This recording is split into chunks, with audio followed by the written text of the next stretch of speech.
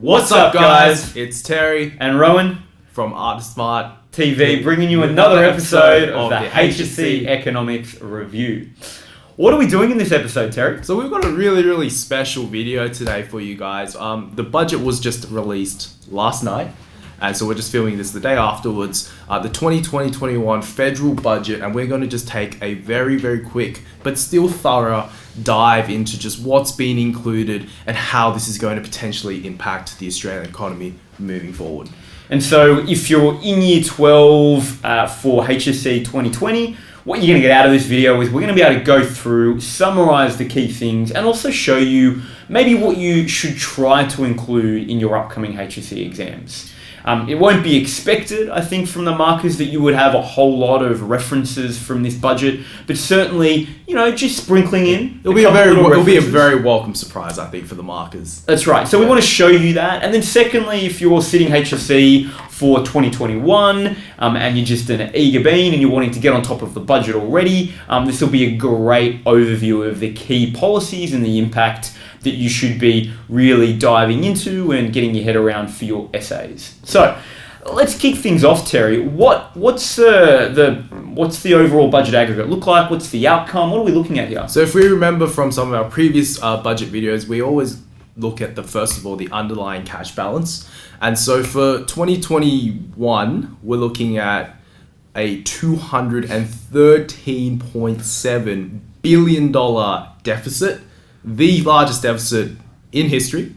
And as percentage of GDP, because remember, we want to give a little bit of context so we know, obviously 213 billion is a huge number, but just to put it in context, that is an 11% deficit. Which is significant. Now, it's significant because it builds on, a negative, an $85 billion deficit from the 2019-2020 year, which was already, significant, dwarfed what we saw for GFC. So we're really seeing a pattern, and this budget's become even more aggressively expansionary. So we've got an underlying cash balance that represents a significant percentage of GDP. What's the government's overarching strategy here? Well, I think it's in the numbers. If they're going to be diving into such a large deficit, it's a hugely expansionary stance.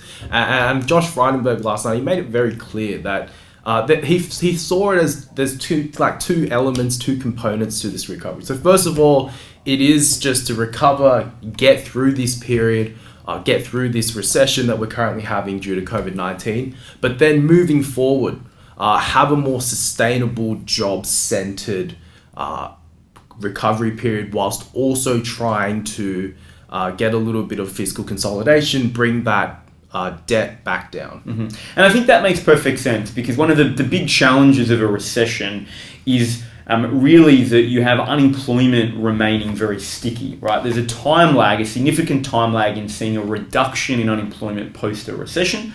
And so one of the big points in this budget is it's yes, an immediate response to COVID, and then how do we work quite aggressively to try to, as quickly as possible, get that unemployment down, because the longer someone's unemployed, they get an erosion of skills, which is called hysteresis, and we actually see increasing structural unemployment occur, and that's a lot harder to shift. And so this budget really was a COVID response and really a labour market and a jobs budget. We're going to certainly see that as we unpack some of the key sort of policy initiatives. Now, before we dive into that, really quick, global economy, how does this sit compared to some of the stuff going on in the global economy? Well, I mean, our growth obviously hasn't been hit as dramatically as the rest of the global economy. And I think that's definitely an encouraging sign, which gives us a little bit more room, I think, to play with in this budget. So if you have a look at just the global state of affairs, they're forecasted to shrink by 4.5% GDP-wise for the rest of the year. Pretty much every other major economy has felt this. I think China has supposedly rebounded, and as of course, because they are a big trading partner for Australia, this probably could also be one of the assumptions underpinning this budget and its optimism. Because they account for, China accounts for 1/3 of our trade. Yeah. Significant. They're slated to have 1.75% growth this year somehow, despite everything, and bounce to 8% next year. And if that's true, pending diplomatic challenges we've been experiencing with China, that actually bodes incredibly well for Australia's ability to recover We saw that during the GFC. Our relationship with China played a key role, and it may once again prove to be very important. Now, just a quick point to highlight, I think what's really interesting is that the global support to date for economies due to COVID has been $13 trillion US, which is about 15% of global GDP. So you can see that really Australia, is stacking up not that dissimilarly, okay, in terms of the total percent. This budget's 11% of our GDP. It's a little less, but that's to be expected given our response has been also a little better. So that's sort of big picture globally, and a little bit really about sort of where we're situated to some extent in that. In terms of domestically, what have things looked like domestically that this budget's trying to respond to? Well, we confirmed that we were in a recession in the June quarter. Real GDP fell by 7%, followed by 0.3% in the March quarter. So obviously, if you remember from your definitions, that 2 consecutive periods of negative growth does put you in an official recession.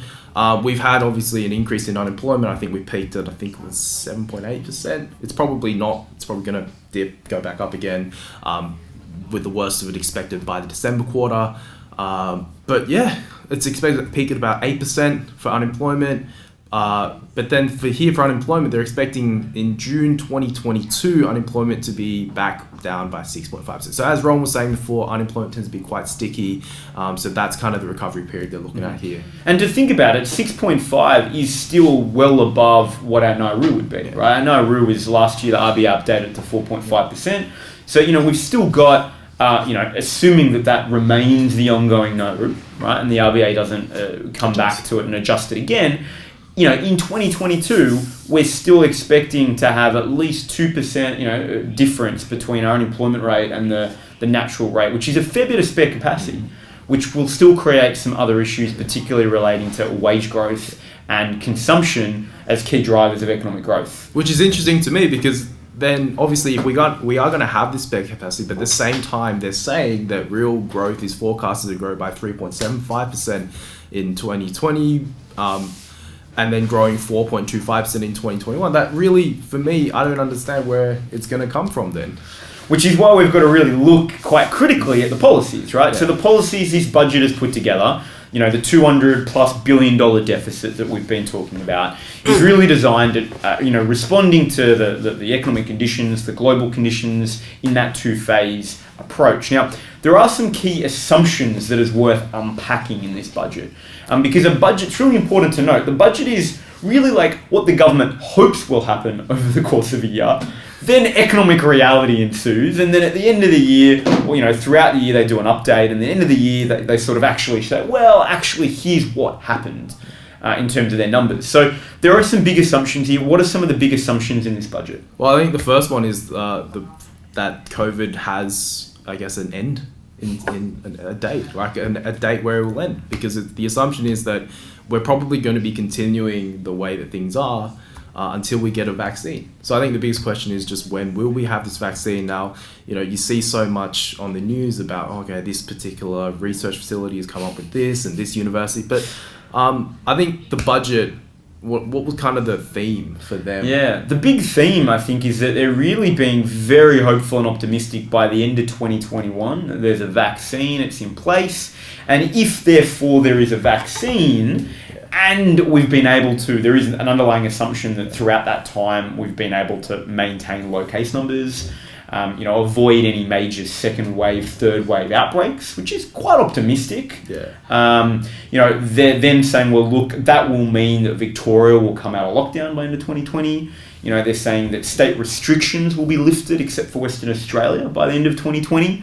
Western Australia is, unto their own on this. And then they're also saying that inbound and outbound international travel will stay low throughout 2021, but expected when the vaccine hits to pick up in 2022. So it's really quite an optimistic. I think that's quite hopeful. And the other thing is that vaccines themselves, we're assuming that everything gets done. I don't know too much about the medical field, but I do believe that there's a lot of trials that go to this, and 2021 even, honestly, I feel like is quite optimistic. To some extent, though, I don't think they have another option, in the sense that you're wanting to, I think, present some optimism. Yeah. You're wanting to, the confidence is already pretty shot. And to some extent, I feel like they've gone with an optimistic, not entirely unrealistic, although certainly optimistic set of assumptions here. Now, I think the big outcome of this is that net migration, and it's something that's been in the media a fair bit because a lot of our economic growth has been supported, really, particularly over the last decade, post GFC via migration. We're seeing net migration to fall by almost 100, just over 150,000 people in 2019, 2020. It's going to be, negative 72,000. But where are these people going? I don't understand. I don't know. I mean, Australia's a pretty good country, but we're losing people. Where are they going?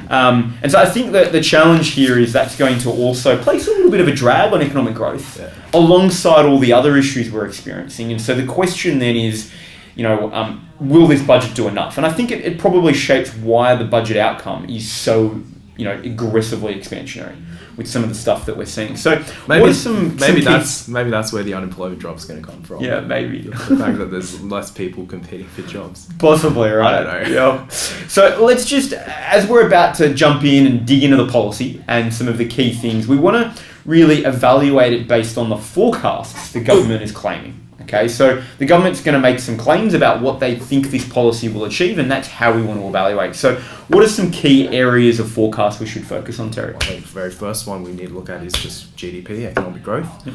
So they're expecting for the end of the year to overall have a decline of 0.2% in GDP, and then for next year it's going to further go down to 1.5% before rebounding quite strongly in 2021-22 to 4.75%. Okay, so any of our analysis as we start thinking about when we get into economic growth, we need to be thinking, will it create that bounce back? Okay, will it achieve it? Now, one of the other ones that I think is really important is household consumption. Given that consumption represents 60% of aggregate demand, it's one of our sort of key drivers of economic growth.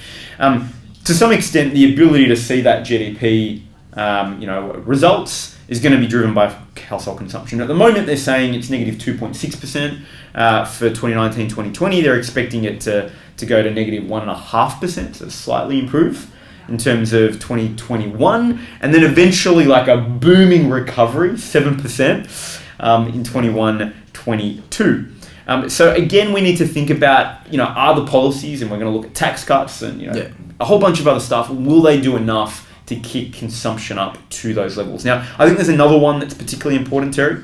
So for me, it's also just business investment, simply because having a look at some of these policies there's a lot going on for businesses, a lot to really encourage them to invest more. If we split investment though from mining and non-mining, I think that's where the story kind of gets a little bit more interesting. So mining investments are actually still continuing to grow, close to 5% actually this year. Next year they're expecting even higher at 5.5% before taking a massive dive in 2021-22 to 1.5%. Which is not really clear why. There's nothing that they really state, short of maybe just the ongoing slowdown of the economy. There's a lag. They're not really clear on why, but I think you're right. The interesting thing is non-mining. What happens with non-mining? So non-mining this year, hasn't been great. Even though they've put forward all the instant asset write-offs and the short-term cash liquidity, there really just hasn't been anything really going on for investment-wise businesses. So negative 3.7% for this year, followed by negative 14.5% next year before somehow rebounding to a positive 7.5%. Which is like a 22% turnaround, right? Which is pretty nuts. And so I think that's going to be a really interesting one for us to come back to, because there is a lot in this budget designed to stimulate non-mining business investment. And so it's still quite concerning that they're still anticipating a negative 14.5% drop in that. Now, the final one before we dive into the policy specifically is just the unemployment. Right? If we look at the unemployment rate, they're anticipating that that's going to sit 7.25% for 2021, and as we talked about, eventually by end of June 2022, come down to a 6.5% figure. So let's dive in now, and now that we've got that sort of context out of the way in terms of what we're needing to evaluate the policy to, we're going to look at the specific policies based on issue. This way, it's going to be easier for you in terms of taking it and applying it in essays. But also, we're going to call out maybe some of the things you should talk about if you're sitting the HSC in 2020 in the coming days. So let's kick it off. what are some of the main things they're doing to really try to stimulate economic growth? Okay, so I went straight for this, just not gonna lie, okay? Like young person working for the very first time, had a look at my tax returns last year, was not very, pleased. But you know what? I had a look at this first. So the personal income tax cuts, which the Liberal Party went to the election with last year, and obviously they won that election last year. They went through with it, and they're pushing it forward. So what they had planned for, much later, 2022-23, has been pushed forward to 2020-21. And so, for example, the low middle income earners, they'll get tax relief up to $2,745. Middle income earners will also get, I can't remember. Actually, I don't know if we had the figure. Yeah. I think the point though is, where there was the low to middle income tax offset that already was implemented in the 2018-2019 budget. So if you're prepping for your HSC, you should already know that one, right? Because that was a pretty important policy for stimulating economic growth even back in 2019. Yeah. What they've done is they've topped that up, but not topped it up by implementing an entirely new policy. They just, as Terry said, they've brought some of this that was slated forward. So in addition to continuing to provide income tax relief for low to middle income tax earners, essentially, they're doing some other things here. But before we get into those other things, what's the overall expectation that the sort of acceleration of personal income tax cuts will have on the economy and economic activity? Well, we can spend more. Households can go ahead and spend more. And for example, what they're looking for is that GDP will potentially be boosted by 3.5 billion next year and 9 billion the following year. We've also just got that, because most households do pay personal income tax, that this will impact up to 11 million Australians. That's nearly half of Australians being able to benefit in some way from these personal income taxes. And finally here, and I always find these ones really interesting, but they're saying it's going to create an additional 50,000 jobs. Yeah, and I'd love to see the modelling on how they work that out, right? I really do, yeah. I think that's one that, you can certainly quote, in terms of look at, but it's also one that you want to be a little skeptical about. Now, just to highlight some of this, and this is going to play out in distribution of income and wealth as well. They have made some changes to, particularly the thresholds and the brackets. Now, we're going to hold that because that tends to have a much more relevant impact on distribution of income. So what you want to talk about, if you were talking about economic growth, is you would talk about a topping up of the low to middle income tax offset from the original 2018-19 budget, increasing it, and you'd also talk about the fact that they've accelerated stage 2 tax cuts, which, as Terry said, will increase GDP by about 3.5 billion in the next financial year. So that's policy number one, right, relating to economic growth. We've got some other stuff going on here.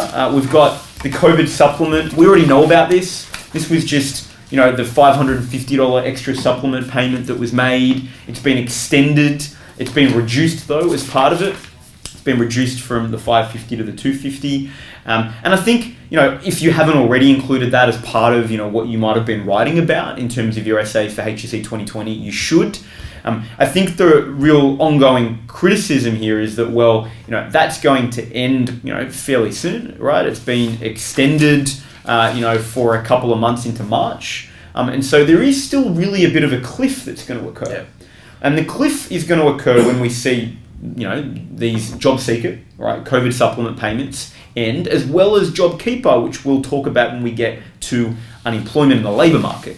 So we need to think about, when we're looking at, in our analysis, all of these stimulus around economic growth, will they do enough to support the economy when we hit the cliff of some of these big, sort of ticket items like JobSeeker and JobKeeper ending in March 2021. So what else do we have here? We've got a couple of others that were newly announced last night. Yeah, so I just wanted to bring it back to businesses. So that's the household side. Now we're going on to businesses. And so first of all, they're still continuing their infrastructure commitments. So we've got $14 billion has been committed since COVID-19 started. And they've done this with the objective of not only investing in infrastructure, but also supporting jobs in the construction industry.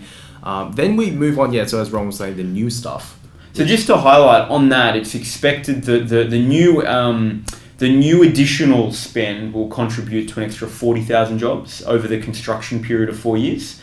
plus an existing 100,000 jobs that they claim is already being supported by infrastructure spending. Again, we say claim because I feel like what they do is they look at a job site and then they say, well, we're going to need an electrician, we're going to need a plumber for this. Like, yes, it's supporting the jobs, but is it necessarily a really long term thing? Yeah, what type of job is it, right? Like, is it contract? Is it short term? Is it casual? It's not really clear. Yeah, and it's a very good point. And I feel like that's where they get these numbers from, because they're just basically grouping them together. Definitely. Now, you're right. We've got some stuff here specifically for investment and business investment. What are a couple of these things? So I like to think of this as the instant asset write-off, but on steroids. So they call this the temporary full expensing. So businesses with turnover up to $5 billion will be able to just basically deduct the full cost of any asset which they purchase. They can depreciate it. Basically means they can reduce their taxable profits for that year by the entire cost of that asset. It's going to be used by up to 3.5 million businesses and worth up to about $200 billion worth of investment, which is interesting because you remember we said that investment's actually expecting to fall. That's right. And by 14.5%, which is ridiculous, right? So that's even with something that, I know, this was like temporary full expensing was like, what the? They'd already, the last budget, and you probably already had this from your 2018-19 budget analysis, was that it had already been increased from, 20 to 30,000, and then as a result of COVID, it had been pushed up to 150, and now they've just gone, you know what, screw it. Just deduct the whole thing. So look, I'm a little skeptical about the impact this will have. Yeah. I think I'm skeptical because we see that the figures around business investment remaining depressingly low. They didn't budge. And I'm skeptical because, ultimately you need to still have confidence in the economy. And one of the biggest drivers of investment represents 20 to 25% of aggregate demand.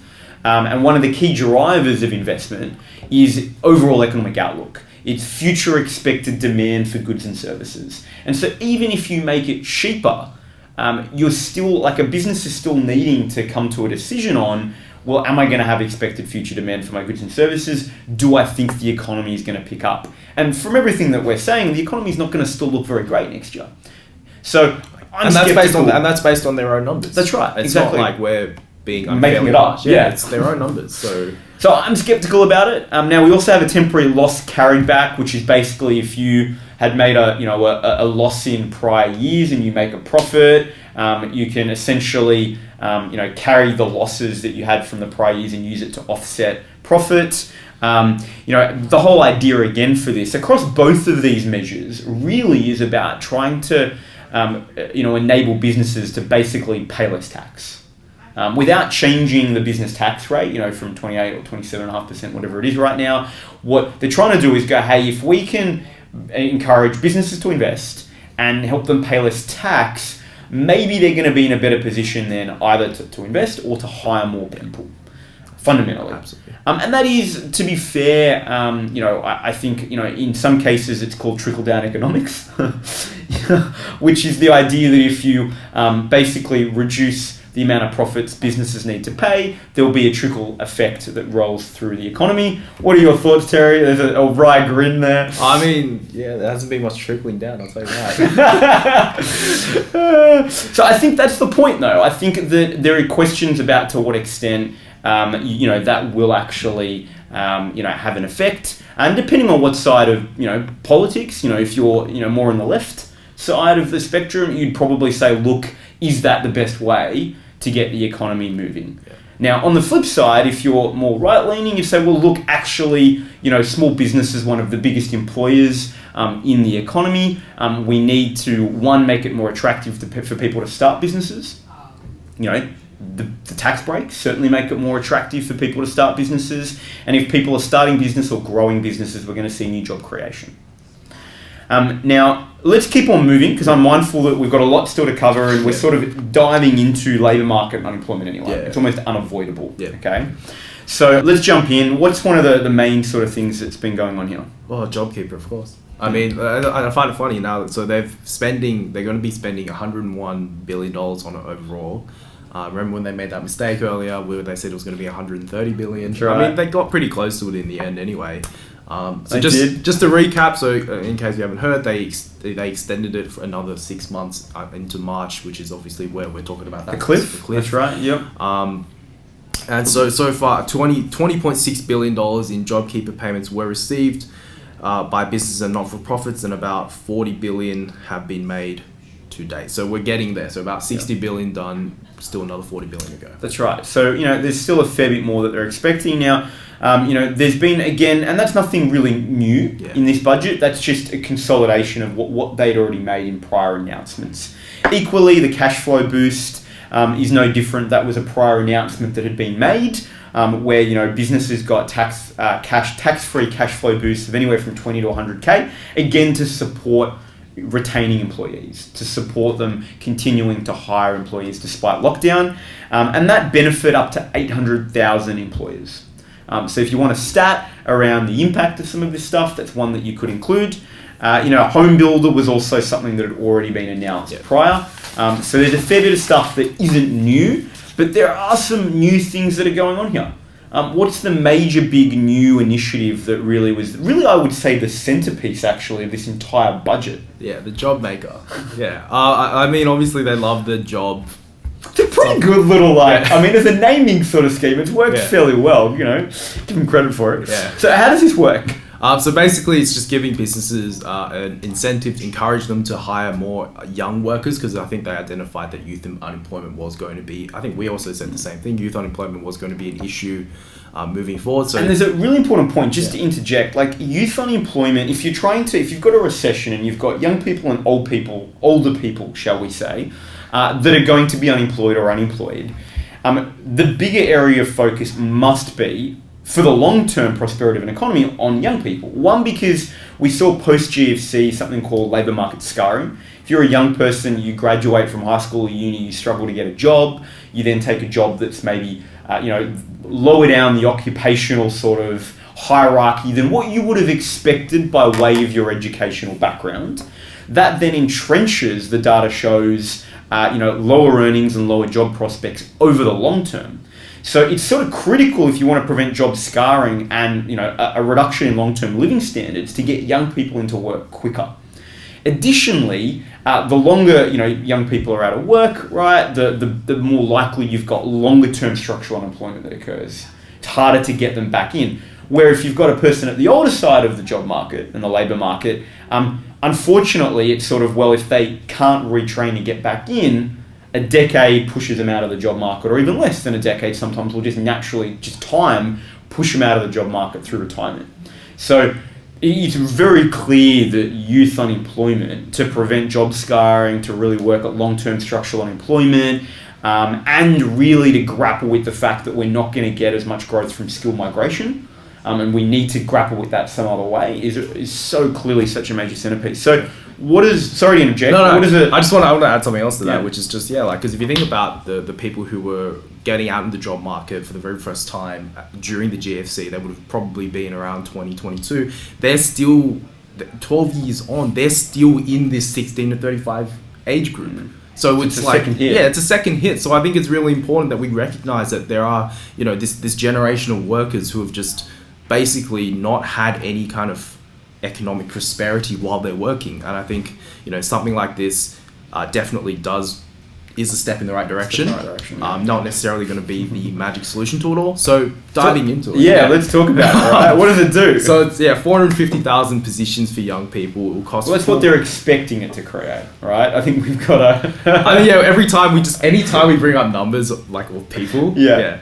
So going to cost about $4 billion over the next 2 years. Basically, how it works is for 12 months, if you hire a young person, and they break this up into two categories. So if you hire a 16 to 29-year-old, the employer will basically get a $200 a week bonus for hiring this person. And then if they're 30 to 35, so on the older side of things, they'll only get $100 a week. Mm-hmm. Now, it's interesting. I should highlight, I just shared the fact that youth are clearly a priority. It's important to note there are already hiring incentives for employers to hire workers that are 50 plus. So there's actually already some existing, policy in place that's been around for a little while, which is also why the budget's not grappling with that. They're not grappling with it because there's some policy there, And clearly there is a much bigger youth unemployment issue because so many of the lockdowns impacted young people. Now, to be fair, I'm a little critical and skeptical about the impact that this policy will have. One, for firms to receive this benefit, there is some eligibility criteria here. And that eligibility criteria is that, job seekers must have been on job seeker payments or youth allowance or a parenting payment. Now, I get why, you need to have some criteria here, but I think that certainly does, tighten, the pool of young people that this applies for, because there may have been a lot of young people that just were not on job seeker for whatever reason, either by dint of their age at the time and now they're moving into. And that's going to happen. We're going to have a lot of young people over the next year. Yeah. In fact, we're going through a demographic sort of interesting trend right now where in 2003, 2004, the Costello government, going back to another budget many years ago, had the baby bonus, where people received the bonus, a cash handout for basically having babies, right? Which may reappear its head given our migration challenges. And so what's happening is there's basically a population bump coming through of 17 and 18-year-olds graduating from school. Now, if you're at school, you're not on, you weren't on JobSeeker. Yeah. And so one of the things I find interesting is that it's going to certainly serve a certain demographic of people, but there's going to be a lot of young people that are coming out of school this year and next year that this won't necessarily serve. And it's also means tested. So if you're living at home, I believe that they take into consideration your parents' income. And obviously, just because your parents are, relatively speaking, doing okay, doesn't necessarily mean you as a young person will be okay. I mean, at the end of the day, you still need to find a job. Yeah, that's right. And so I'm sort of, the other final criteria here is that you've also, to receive the subsidy, so to speak, right? You've got to also be employing a young person for 20 hours a week. Now, a lot of the emerging hiring that we would expect to occur may not meet that threshold because of casualisation, because of the nature of work, whether or not it's retail, it's cafes that reopen. And so I wonder if the government's doing this in the hope that people, employers hire and then employers realise they don't get the subsidy on the back end. They got paid. So, I'm curious and slightly sceptical about whether or not it'll have the impact that the government's desiring, but I think certainly, as Terry said, it's a step in the right direction. Now, just what else is going on here before we try to quickly move through a couple of other major areas? Again, I think we're just consolidating stuff that's already been said. So job trainer's already been in the media before. So we're talking about $1 billion funding just to provide school leavers and job seekers access to apprenticeships and courses to get them skill ready. So there'll be 340,700 places in these courses. Pretty awesome, that's right. And I think one of the big things as well has been the Job Ready Graduates package. I mean, that's still contentious. It may not get passed by the Senate. There's still... I think they actually have enough support for it. Yeah, look, I think they will get it over the line. But certainly, at a minimum, we can talk about 17,000 additional places for undergraduate study in 2021. And 50,000 higher education short courses in teaching, health, science, information tech and ag. And that's specifically designed for skill shortage. It's specifically designed that we can't get skilled migration in, so we're going to experience some skill shortages. We need to make sure that we deal with it. Equally, certain industries have been disrupted. The acceleration of disruption has occurred through COVID. We need to retrain a bucket load of people fast, and we need to really work to stop structural unemployment, because structural unemployment leads to long-term unemployment, which is very, very sticky. So, inflation, I think, like almost the note here is just see the discussion on economic growth. Is that a fair point? Yeah, because they were identical for like 1 quarter as well. So everything that we sort of unpacked for economic growth, go and take a look if you're looking at some policies around inflation. Rewind the video. That's right, because ultimately anything that's designed to, put more money, in terms of people's pockets, disposable incomes, encourage businesses to spend more, is going to create some demand pull inflation. Let's talk about distribution of income and wealth, because this is perhaps where, the budget was criticised last year when they announced in 2019 their forward tax cut plan. Mm-hmm. Given all the budget has done this year is bring those tax cuts forward, I think all of those questions and concerns around distribution of income and the effect of these tax cuts just re-emerges. So I think the first thing, Terry, that would be worth unpacking here is, What are the changes they're making to the brackets and the thresholds? Well, they're basically increasing the tax brackets, and I think that's, there's a fair reason to do so. And so what is a bracket? Like, what's the difference? Like, just in case, we've got people that are like, what? I don't get this whole tax thing. Okay. How do you define bracket? Well, a bracket would essentially just be a range of income levels and then what tax you have to pay for that particular part of your income. So you've got an MRT, marginal rate of tax, which is the rate of tax you pay, yes, if you're in a certain bracket. Yeah. And so what they've done, step number one is they've said, hey, okay, at the moment, the 19% MRT, in the past, you would have been on that at $37,000, right? You would have been hitting that. Well, now they're saying, well, you know what, we're going to increase that to $45,000. So you can basically earn some more money and pay less tax. And then the second one, what's the second change they made?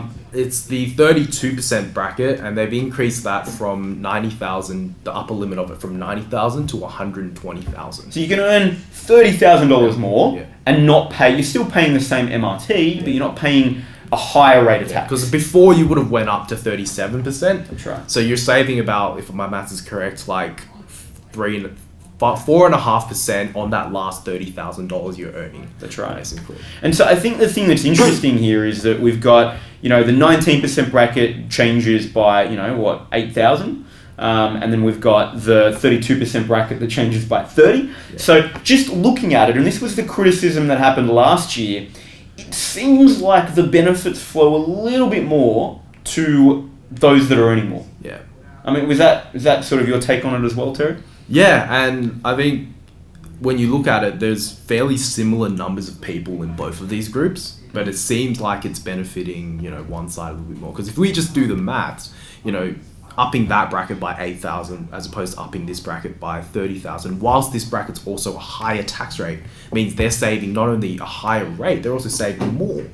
So it's important to note that it's still a progressive tax system. It's still the fact that you're going to earn more and pay more tax. But yes, the arguments have been that potentially what this does is the benefits flow a little bit more to, middle to high income earners, we would say. Now, I think part of that is interesting because one of the big criticisms about this budget is that, okay, bringing tax cuts forward is great, but you need to have a job to receive the benefits of tax cuts. And if you don't have a job, you're not going to get the tax cuts, and therefore you're not going to have extra dollars in your pocket to go spend money in the economy. And then, well, what is being done for those that don't have a job? Well, that's the coronavirus supplement, the JobSeeker. Wait a minute, that's ending in March, 2021. So are we going to get enough people in jobs by the time that ends so that they're actually going to be able to take advantage and receive a tax cut and get extra cash in their wallet? That's, I think, the big experiment, really, the budget's hoping for. Now, why do you think they've done this, Terry? I think there's a couple of reasons why they've structured these tax cuts in this way and just brought them forward, and they're making that a big part. Because I think the tax cuts are another key centerpiece of this budget. Why do you think they're doing that? Well, I think, because if we go back to our stat about household consumption, they're expecting it to be 7% growth in 2 years' time. So I think what they're really hoping for here is that if they can get more income into people's wallets, as you were saying, then they're encouraged to actually go out and spend it. But obviously, they're probably not expecting it to be immediate because, as we were saying before, they need to go and get a job first.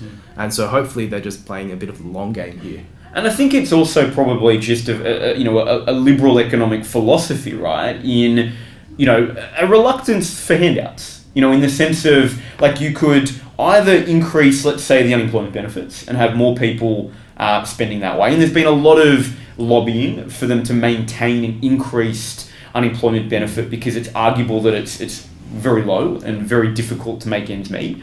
And so I think the government's approach is, well, if we continue that, it's much harder to cut that. And they're already experiencing pressure on their cutbacks of, the JobSeeker payments as it is. Whereas this was already a slated sort of tax cut. So bringing it forward, I think, is much easier. And also it's really saying, well, hey, you're going to only get a benefit if you contribute. I think that's the interesting that's sort of undersitting it. And that's a little bit, I think, of just the philosophy that underpins the Liberal Party's sort of budget. Because isn't that what ScoMo says? If you have a go, you'll get a go. Yeah. Yeah, right, exactly. I think it underpins the philosophy that they have. Now, really quickly, a couple of other things here. you should already be highlighting early access super, the fact that you could have pulled 20 grand out. That's also concerning for the long term, okay, because super represents for low income earners one of their greatest sources of wealth. So it potentially could create an exacerbation in our wealth distribution, which is already pretty horrible. It's really around about 0.61, 0.62 of Gini as the Gini coefficient. So it's already pretty poor, and so we could see that exacerbate. In saying that, what they're trying to do to simplify that is they have introduced a policy around streamlining super and trying to minimise fees. It's not really the government spending more. It's just them saying, hey, super funds, you can't. We're not going to let you make as much money here, to maybe offset some of that. And they're going to keep them accountable as well for the performance, so that people can basically go in and look at and compare performance of their super funds. So 2 final things, because I do want to just mindful of just timing here. Yeah. One, environmental policy, because there's I think one that stood out overall, and then let's just wrap up on what does this all mean for external stability.